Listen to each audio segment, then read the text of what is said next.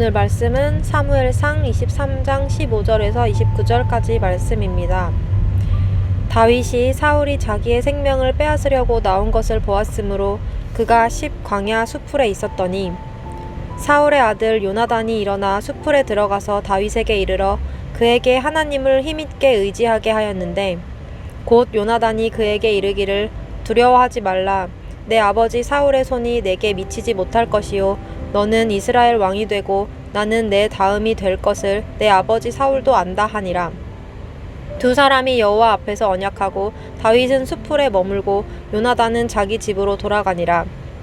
그때 사람들이 기브아에 이르러 사울에게 나와 이르되 다윗이 우리와 함께 광야 남쪽 하길라 산 수풀 요새에 숨지 아니하였나이까.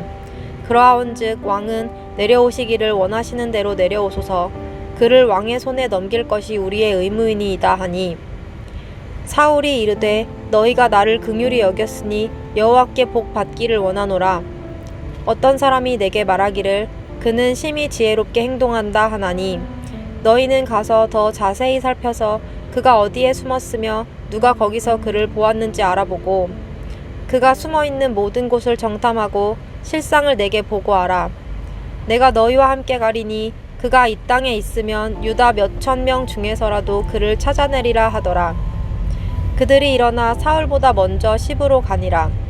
다윗과 그의 사람들이 광야 남쪽 마온 광야 아라바에 있더니 사울과 그의 사람들이 찾으러 온 것을 어떤 사람이 다윗에게 아뢰매 이에 다윗이 바위로 내려가 마온 황무지에 있더니 사울이 듣고 마온 황무지로 다윗을 따라가서는 사울이 산 이쪽으로 가매 다윗과 그의 사람들은 산 저쪽으로 가며 다윗이 사울을 두려워하여 급히 피하려 하였으니 이는 사울과 그의 사람들이 다윗과 그의 사람들을 애워싸고 잡으려 함이었더라.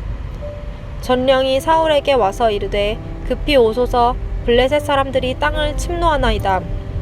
이에 사울이 다윗 뒤쪽 길을 그치고 돌아와 블레셋 사람들을 치러 갔으므로 그곳을 셀라하마 느곳이라 칭하니라.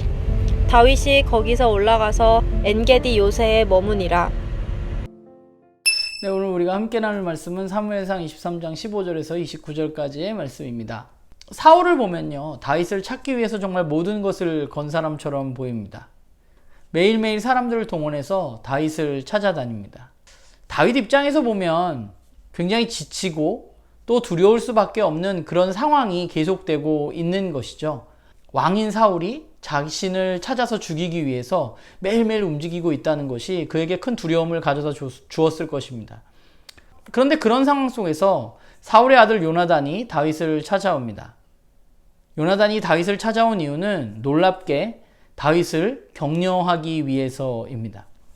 마치 그의 두려움을 알았다는 듯이 요나단은 두려워하지 말고 더욱 하나님만 의지하라고 다윗에게 권면합니다.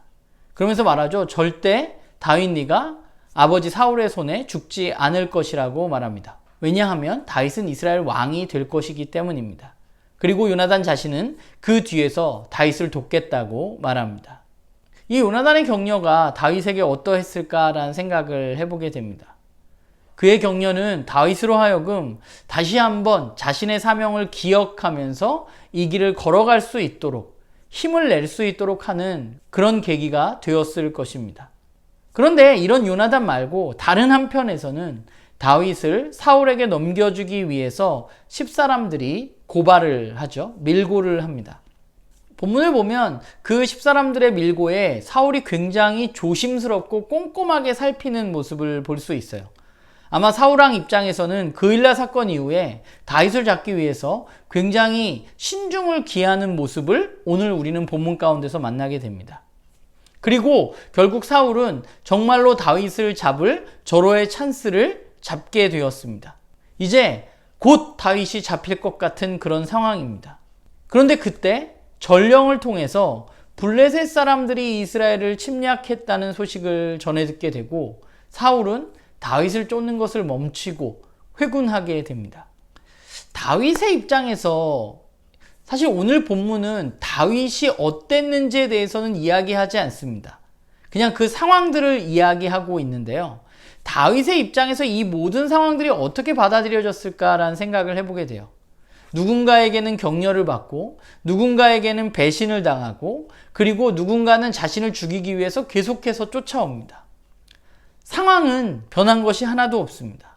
다윗은 계속해서 광야의 도망자 신세입니다. 다윗은 이런 상황 가운데 과연 뭘 해야 될까? 다윗이 해야 할 일은 요나단의 말대로 하나님을 의지하는 것입니다. 왜냐하면 그분이 온 세상의 주인이시기 때문에 그렇습니다. 하나님은 다윗에게 왕이 될 것이라는 사명을 주셨습니다. 그리고 그 사명을 이루기 위해서 다윗이 해야 할 일은 바로 하나님을 의지하는 법을 배우는 것입니다. 그리고 이런 여러 가지 상황들 속에서 다윗은 그것을 착실하게 잘 배워나가고 있는 것이죠.